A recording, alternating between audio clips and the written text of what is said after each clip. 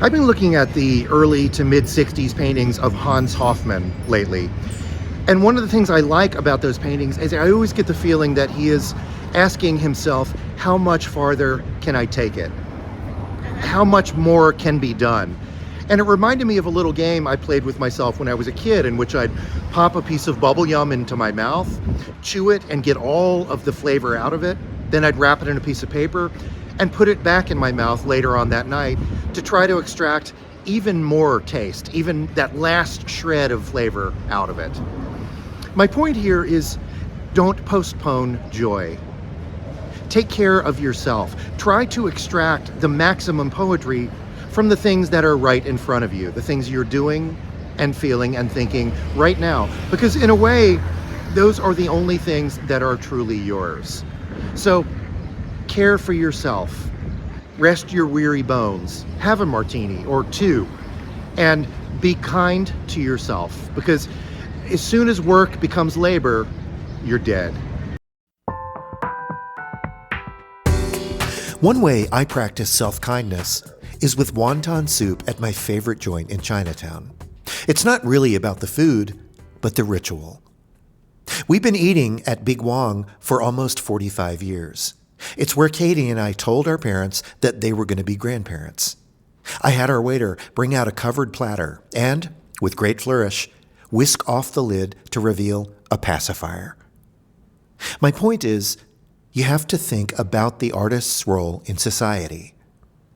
The conductor and composer Leonard Bernstein wrote, "It is the artists of the world, the feelers and thinkers, who will ultimately save us, who can articulate, educate, defy, insist, sing and shout the big dreams." We are dreamers, and dreamers should be protected at all costs. So take care of yourself. Our job is to remind the world that what you see is not all that's there. There's always more. Society doesn't look to us for sound decision-making and fiscal responsibility. They expect us to stand naked in traffic. We play because we can. Replace the words "I have to" with "I get to." Find the richness in mundane activities like making your bed or writing a check. Be painting when you're not painting. Remember, creativity happens on both sides of your studio door. Get out of your creepy studio and go into the world. Short naps, long walks, and hot coffee are what make art possible because they allow our minds to drift. In other words, get bored. Art is highly orchestrated boredom. If you're in a hurry to figure it out, you'll miss everything. Nothing enormous needs to happen because the job of an artist is to make things happen where it appears that nothing is. Don't postpone joy. Say yes and be astonished by everything. You can't take someone else's breath away until it's been done to you.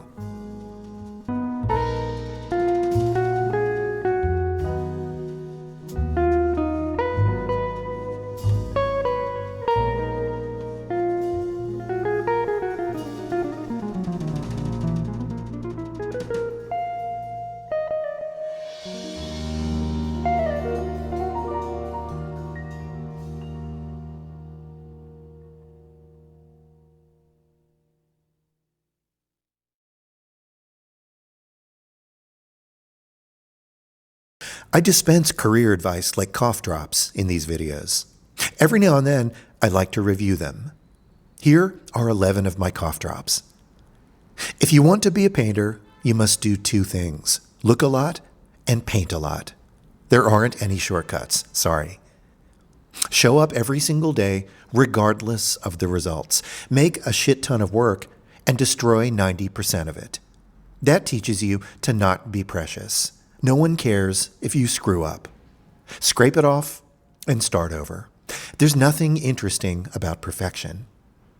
My teacher, Michael Tyzak, used to say that without risk, there can be no serious painting. Always do too much and subtract, rather than tiptoe around pecking at crumbs of paint on your palette. I meet a lot of young and less experienced painters, and the two most common mistakes they make are not leaving the brushstroke alone and harboring a fear of using thick paint.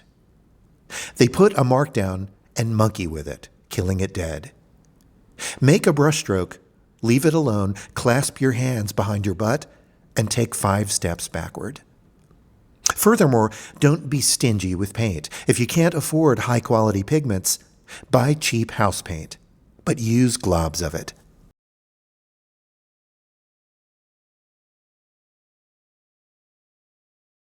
Disrespect your materials.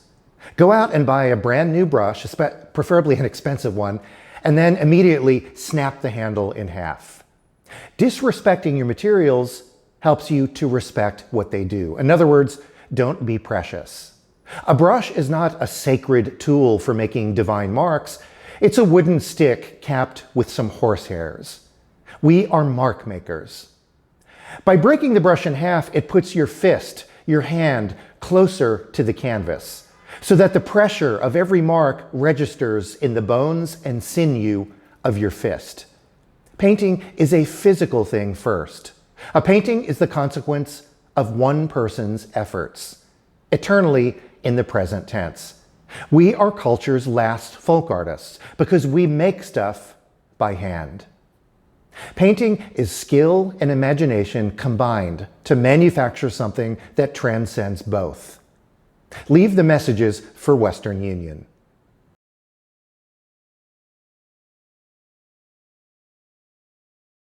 Give up on being discovered. There are no talent scouts. You are totally and completely on your own.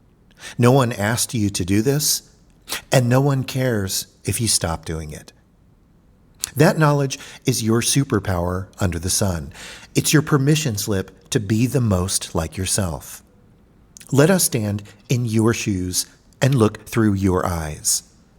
Human beings need to see each other's narratives. That's how culture is manufactured, one story at a time. But remember that the art world is a form of show business, and show business is trendy. The word trend comes from the Old English trenden, meaning to revolve. Everything has been done, just not by you. That's what people want to see. That's what people will pay for. In other words, keep it personal. Painting is local knowledge. It's the consequence of one person's efforts. And remember, when one door closes and another opens, you're probably in prison.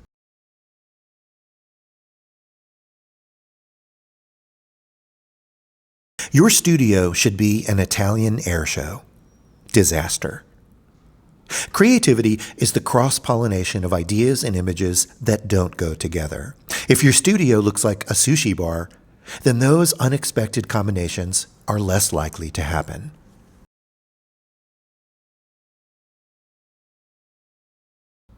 Be a bug zapper. In other words, don't wait for inspiration like fleas to land on your earlobe. Be armed and electrified all the time, so that when a critter does land, zap. In other words, stay busy. I remember a church sign on a country road when I was a kid that read, "If you need something done, ask the busy person."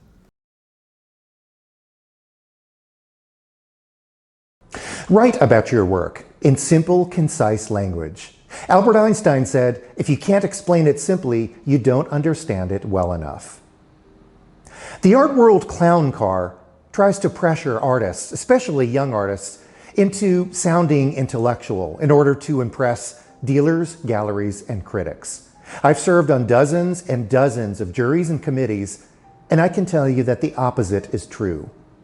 Simplicity is not the product of a simple mind, but of a mind that has the patience to organize thoughts and deliver them succinctly. Let's open the kimono for a second. I read a lot of artist statements. Here are some tired, overused words to avoid. Praxis, liminal, transversal, ennui, agency, iconoclasm, interrogate, oblique, and seemingly infinite.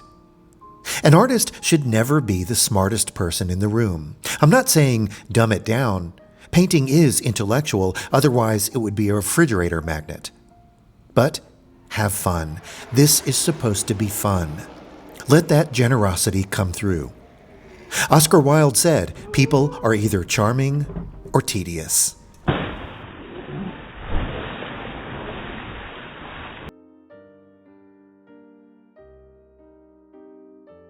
Apply for residencies. These can last anywhere from 2 weeks to 6 months and give artists uninterrupted time to work, free from day-to-day distractions. They're usually located in peaceful settings and include meals, modest lodging, and studio space. Some popular names in the Northeast are Yaddo, McDowell, and Skowhegan, but you can find artist residencies all over the world. I did one called Ragdale Foundation in Lake Forest, Illinois, almost 30 years ago. Here is a website which might be useful. You can freeze frame it and write it down.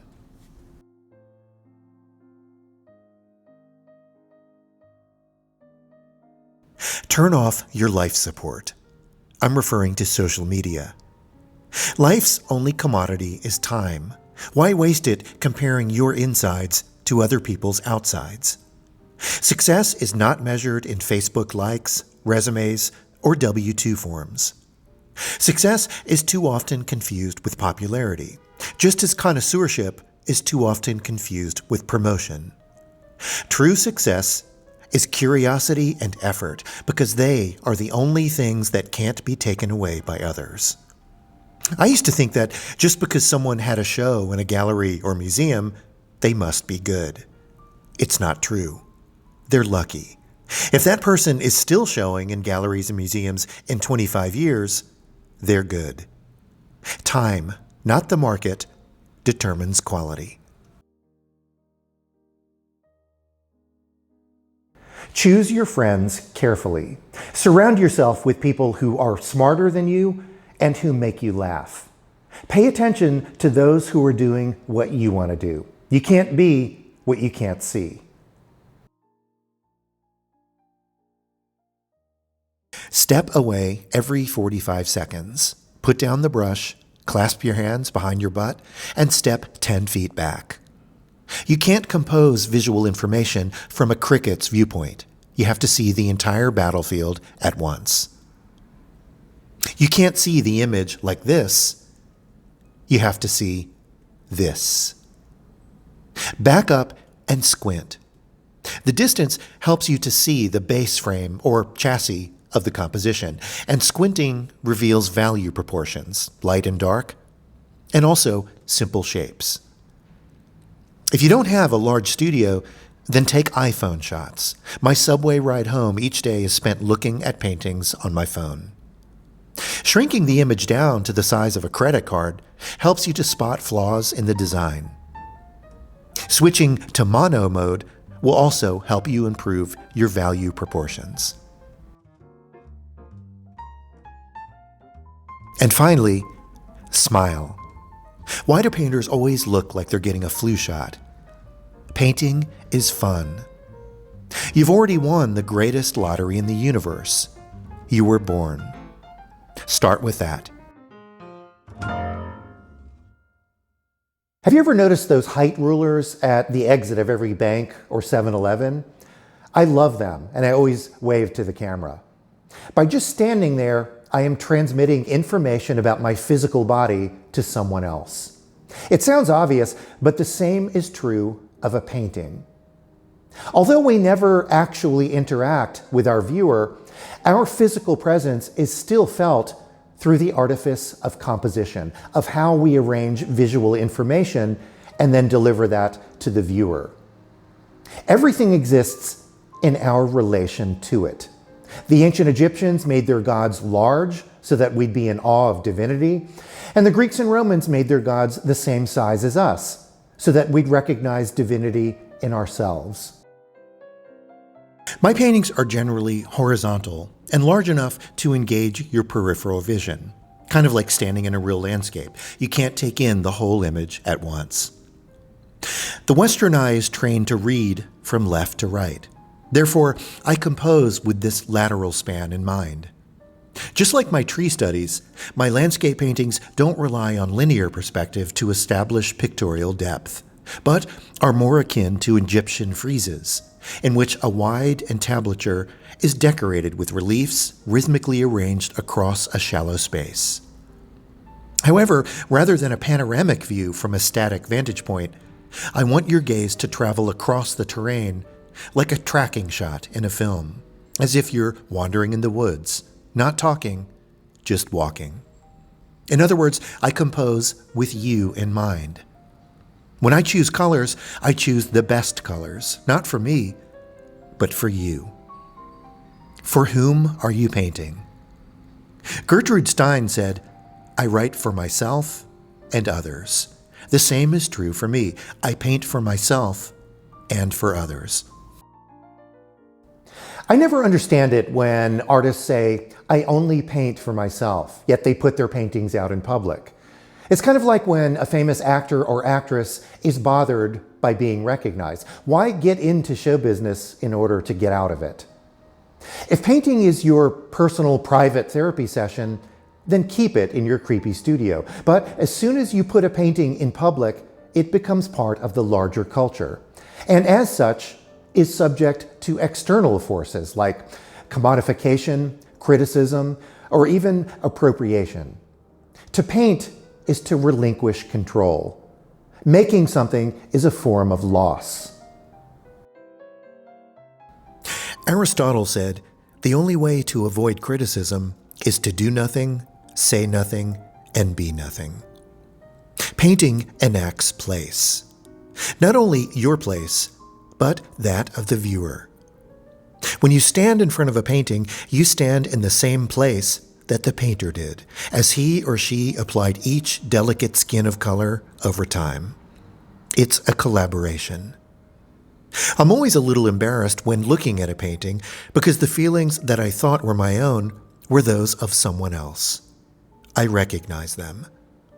And that's what great art does. It makes us recognize what we've never seen before. I've been looking at the still lives of the 19th century painter William Hartnett, which he referred to as old models. By just making those paintings vertical, he is telling us that his forms exist in the same orientation as the solitary viewer, as opposed to a horizontal format which indicates the landscape. His objects are organized and presented in the same way that I see them, vertical and fully awake. As soon as you set up a still life, it already exists in the realm of art, because it was organized with aesthetics in mind. Composition is a big FU to nature. Reality is questioned, re-examined, and improved through good design. Aesthetics is around us all the time. No one gets dressed in the morning to look hideous or tries intentionally to set a disgusting dinner table. Art reminds us that if it looks good, it is good. To put it simply, there is no such thing as natural beauty.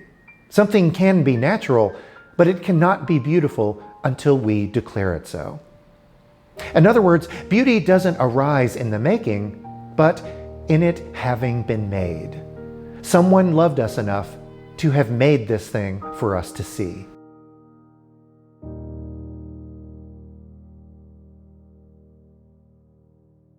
Back in the mid to late 1980s, I was a studio assistant for a painter named Gregory Amanoff. I did everything from stretch canvas and prepare pigments to babysitting and fetching dry cleaning.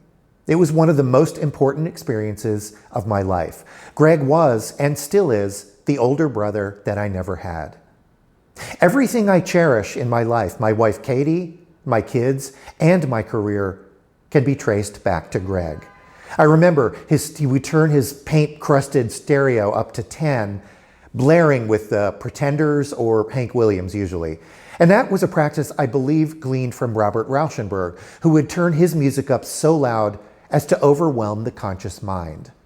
I kept my mouth shut and my eyes open. And one of the things I learned and observed was at the end of every painting day, Greg would make drawings of his paintings. Nothing elaborate, no modeling, no texture, no color, no identity politics, just visual schematics, black ink on white index cards with just 3 gestures.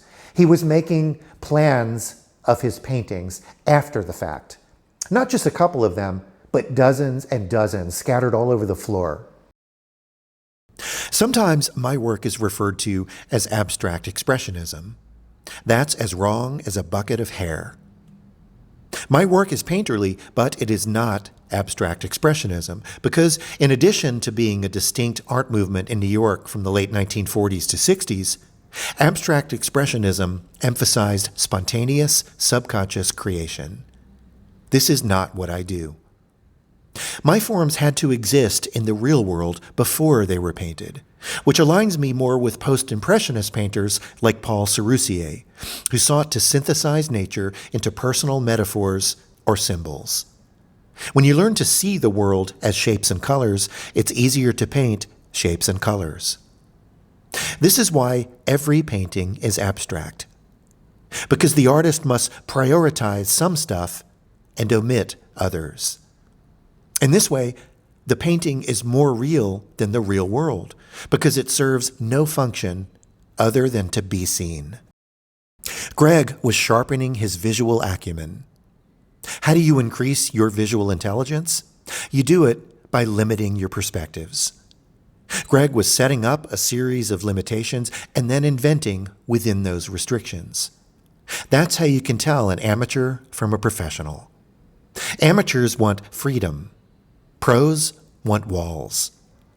Amateurs wait for inspiration. Pros show up regardless of the results. The secret is resilience. Ginger Rogers did everything Fred Astaire did, but backwards and in heels. I simply do what I was taught. I call them my rapids, and my floor is littered with these speedy schematics. This painting is a cacophony of angles, which reminds me of the hurricanes I lived through in South Carolina when I was a kid. And here is the sketch from the painting. This 2018 painting is spacious and flat, reminiscent of Japanese printmaking. And here is the sketch from the painting. This 2009 painting is simple, sultry, and saucy, like me. And here is the sketch, distilling that down to just a couple of gestures.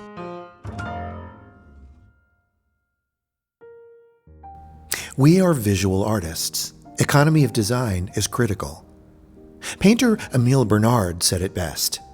You have to make sense of the spectacle. You have to draw its plan. What's the least amount of information your painting can possess and still be a painting?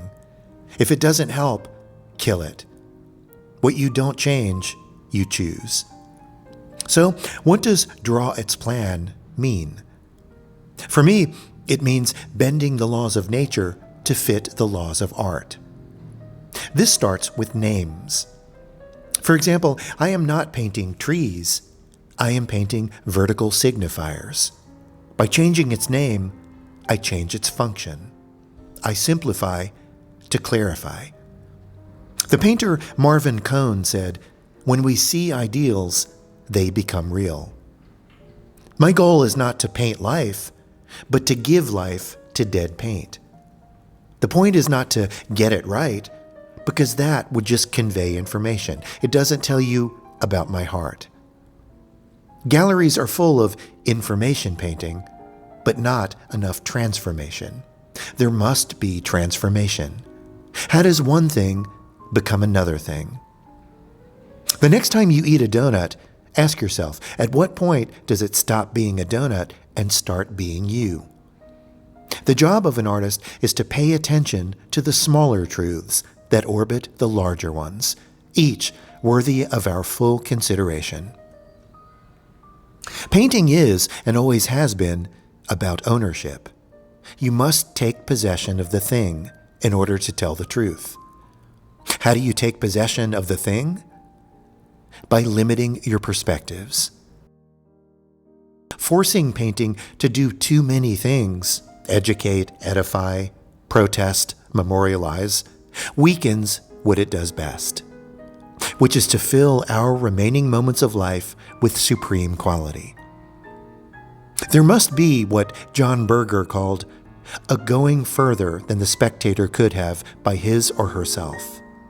There must be more. There are 27 bones in the human hand, and whenever I'm stuck, I hold mine out and say, "And all this time, I thought you were empty."